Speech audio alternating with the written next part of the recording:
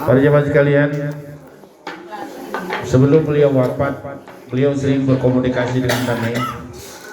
Kami sering komunikasi habis main subuh tuh lama, tiap subuh.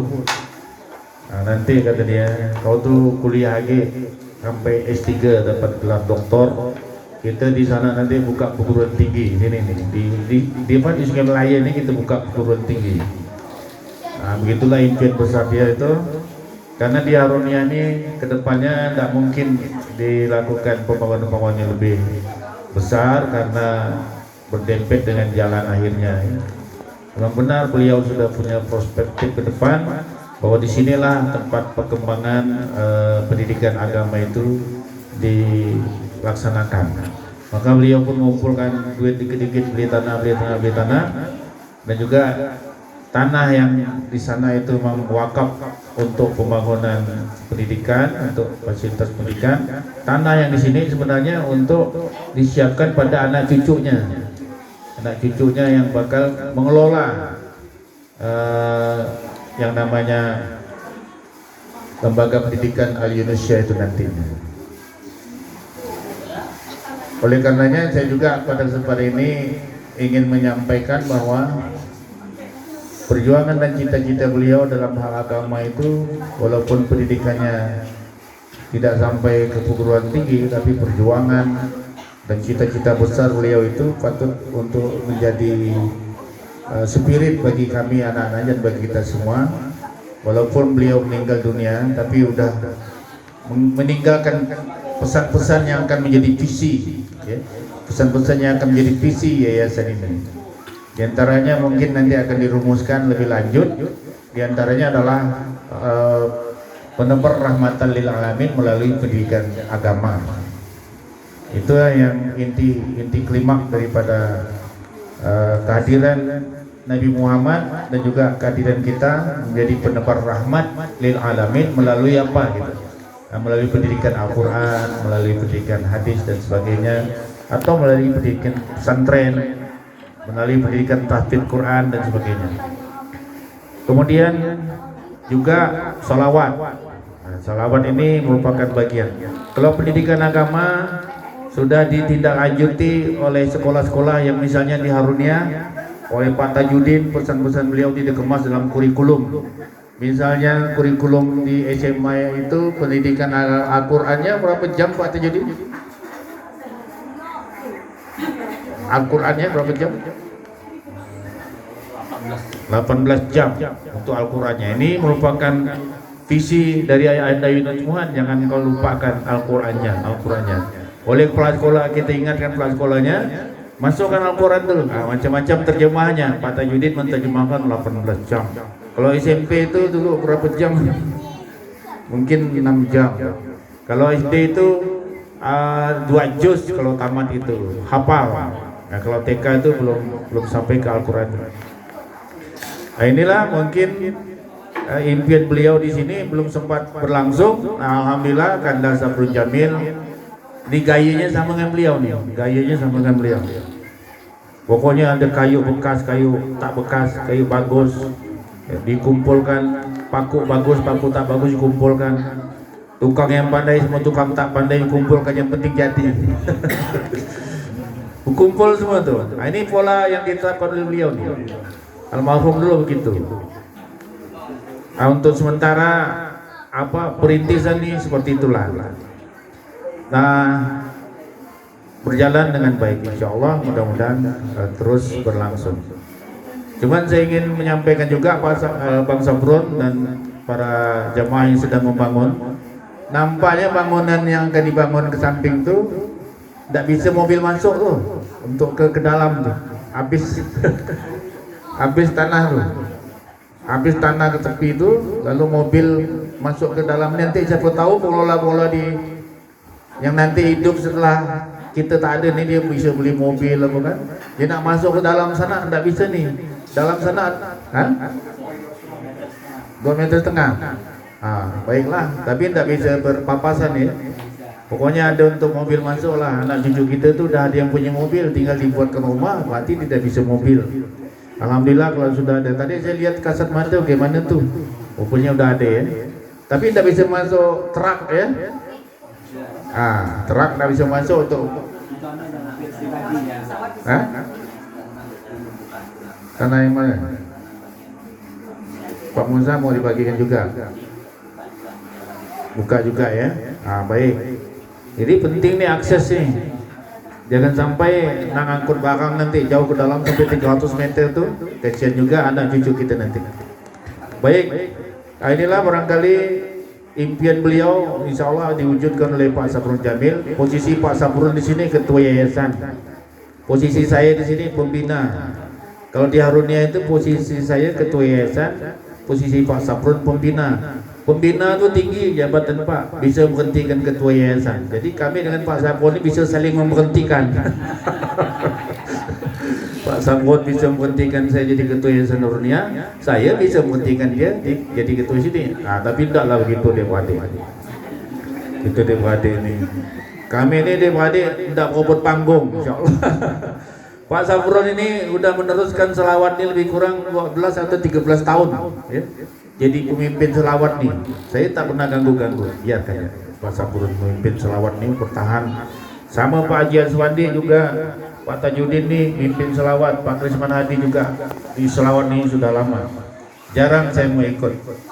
Biarkan ya mereka memimpin panggung.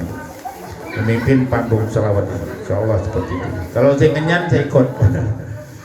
Nah, kemudian impian beliau dalam selawat juga ya perlu kita tindak lanjuti. Selawat ini akan kita besarkan juga, akan kita sampaikan ke Kalimantan Barat. Itu pidato Ketua Yayasan Harunia ketika launching buku Selawat 40 di Keraton pada bulan Oktober atau November 2023. Akan kita sebarkan selawat 40 ini ke seluruh Indonesia. Waktu itu saya bilang seluruh Indonesia, tapi dari mana sarana prasarananya tuh belum terpikirkan sama sekali. Saya itu pakai organisasi apa. Kita cobalah dengan Miftahul Rahmah ini menjajakan ataupun melaksanakan sosialisasi selawat ini sampai ke Tapang, sampai ke KKU.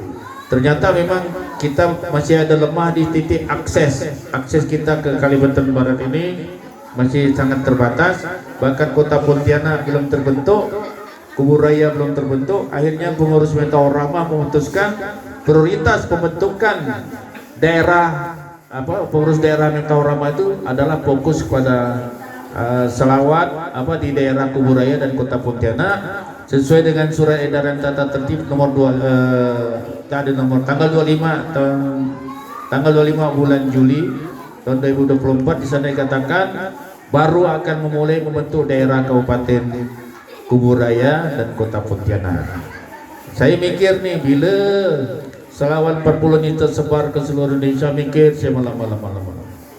Nah akhirnya kami dapat ide, kami sampaikan kepada Kanda Saprun Jamil untuk mempercepat atau melakukan percepatan tersebarnya selawat 40 ini ke seluruh Indonesia. Kita pakai EKD ya Bang, gimana? Oke, aku setuju. Saya tanya Pak Tajudin, bagaimana Pak Tajudin? Sila, oke, saya masuk, saya ikut. Saya tanya Pak Ustaz Ibrahim, ayo ikut. Saya tanya Pak Badarudin, mau bantu? Alhamdulillah. Saya tanya lagi siapa ya? Pak Haji Aswandi, belum ada jawaban. Saya tanya Prof Rudi, tidak bersedia. Nah ini sudah ada kekuatan-kekuatan ini. Yang penting orang-orang ini orang yang sudah malang melintang di selawat ini puluhan tahun, inilah yang nanti akan memperjuangkan selawat 40. Lagu khas Yunus Mohan itu akan diperjuangkan oleh kita juga sampai ke tingkat nasional, tidak tanggung-tanggung melalui wadah yang namanya EKD. Kami kemarin sudah rapat pertama, namanya Majelis Selawat EKD Kalimantan Barat. EKD ini sudah ada aksesnya di seluruh Indonesia, 33 provinsi, mungkin sekitar 30 provinsi sudah ada EKD, PW EKD. Kabupaten kota ada 500 seluruh Indonesia, mungkin kabupaten kota ini seluruh Indonesia IKD ini lebih kurang sekitar 300 atau 400 PD atau pengurus daerah. Kalimantan Barat hampir semuanya sudah ada IKD. Melalui IKD ini kita lebih mudah. Insya Allah modal ada kuat sedikit. Nah, beliau-beliau ini nanti pada waktunya akan sering berangkat keluar daerah. Pak Saprun, Pak Tajudin, kemudian Pak Ibrahim yang itu nanti ya akan sering berangkat keluar daerah mengajarkan selawat 40 ini keluar daerah. Lagunya asli lagu Yunus Muan, tak boleh berubah. Nah, makanya saya ambil beliau-beliau. Kalau saya misalnya tidak mau pakai lagu Yunus Muan, tidak saya pakai beliau-beliau nih, saya ambil orang lain. Saya minta kawal lagu Yunus Muan tuh, lagu selawat Yunus Muan tuh diajarkan seluruh Indonesia bila perlu. Kayak gitu. Karena lagu ini sudah lama diperjuangkan. Ya. Nah, adapun misalnya kalau ngenyan-ngenyan dengan lagu lain itu hanya bentuk apa namanya inovasi, ilustrasi, santai-santai saja, bukan tujuan yang sebenarnya. Hanya untuk ngenyan-ngenyan. Karena saya ini pemusik ibu-ibu, saya ini vokalis dulu, rocker. Jadi kalau lagu Amal Alfan itu biasa saya nyanyikan. Nah, jadi kadang-kadang jenuh dengan lagu beliau, saya pakai lagu Ari Ginanjar. Itu hanya iseng-iseng saja. Tidak sungguh-sungguh kita memperjuangkannya untuk jadi selawat nasional ataupun lagu Asmaul Husna nasional. Nah, jadi tetap di IKD pun wajib lagu Bapak ini akan kita patenkan untuk IKD ke Kalimantan Barat dan untuk IKD se-Indonesia. Nah, inilah yang perlu dipahami oleh kita semua. Ya, ketika tampilan-tampilan kami di YouTube itu tidak sungguh-sungguh itu, hanya ngenyan-ngenyan saja. Nah, jadi insya Allah untuk membuat ini lebih nyaman, kami sudah punya rancangan-rancangan kebijakan-kebijakan sebagai pengurus yayasan nantinya. Para jamaah sekalian yang dirahmati Allah, tentunya kami mohon dukungan dari masyarakat dan juga banyak keluarga kita sini ya, dukungan untuk melanjutkan pembangunan ini. Kata Pak Sabrun, banyak yang gotong royong, kalaupun dapat gaji tidak sepenuhnya alhamdulillah. Kami juga perlu dukungan doa-doa, insya Allah. Insya Allah kami adik-beradik ini kompak dah. Apa yang dilakukan oleh abang kami Pak Sabrun ini, kami percaya penuh ya. Tidak akan ada kerugian negara ataupun kerugian keluarga. Dan terima kasih. Saya sering sampaikan, sering komunikasi dengan Pak Sabrun ya. Saya sering sampaikan bahwasanya dalam perjuangan ini insya Allah kami adik-beradik ini saling support, beliau pun support, saling mengingatkan, kami pun saling mengingatkan. Saya kira ini yang mungkin dapat kami sampaikan. Jadi yang terakhir untuk mewujudkan impian beliau ini dalam hal pendidikan agama, memang tak cukup satu ya, lembaga ini. Karunia udah ada di sini, bangun lagi kita juga ya. Mungkin nanti ada Dinda yang lainnya mau bangun lagi, melanjutkan kurikulum yang pernah diterapkan oleh beliau ini. Misalnya Ifa Laila mau bangun lagi, nah, boleh saja. Pegang ini. Misalnya Ifa Laila mau bangun, boleh saja. Yin mau bangun lembaga lagi, boleh saja. Nah, begitu juga dalam hal selawat. Selawat ini ibu-ibu, bapak-bapak, Al-Yunusiyah ini sudah kami wacanakan sama Pak Sabrun, bisa-bisa nanti Al-Yunusiyah ini lepas dari Miftahur Rahmah, kita lepaskan dia punya lembaga sendiri, punya pembai'ahnya harus tetap ya. Makanya Pak Ibrahim mudah-mudahan cepat mengangkat pembai'ah baru. Kita Ibrahim tetap jadi pembai'ah, jadi Yunusiyah ini. Nah, Yunusiyah ini punya ketua selevel Kalimantan Barat juga nanti gitu. Ya, punya PW Al-Yunusiyah, apa namanya, selawat, majelis selawat Al-Yunusiyah Kalimantan Barat, sama dengan Miftahur Rahman nanti. Seperti itu. Tidak cukup satu organisasi memperjuangkan selawat ini. Misalnya ada Ashabul Maimanah, itu juga betul. Kemarin kita awal-awal tuh agak sedikit gangguan, ada cemburu. Tapi sebetulnya inilah takdir Allah bahwa untuk tersebarnya selawat 40 ini tidak cukup satu organisasi, perlu banyak. Nah, Saya pun sering dapat informasi dan komunikasi dengan Pak Saprun seperti itu. Nah, sudah ada menunggu di level nasionalnya. IKADI itu juga merupakan satu perahu besar yang akan menebarkan selawat 40, selawat dalail, zikir rahmaniyah, dan juga di situ ada zikir maksurat yang akan kita sebarkan di seluruh Indonesia, khususnya selawat 40 dan selawat dalail.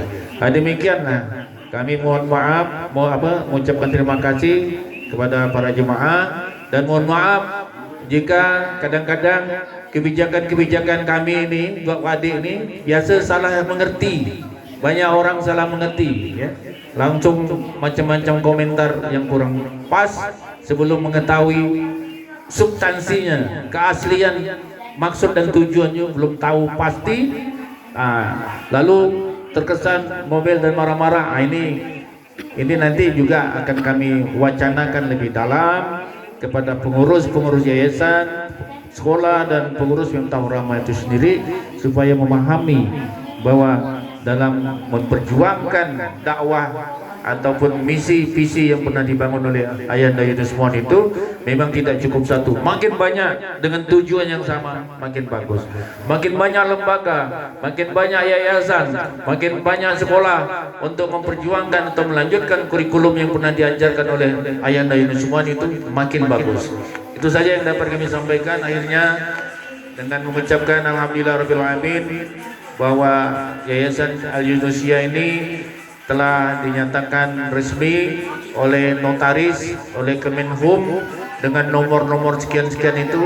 Yang mudah-mudahan Al-Yunusia ini yang menjadi suatu lembaga pendidikan yang bermanfaat bagi masyarakat, bangsa dan negara, insyaallah diridai oleh Allah dunia dan akhirat. Bila taufiq wal hidayah. Wassalamualaikum warahmatullahi wabarakatuh.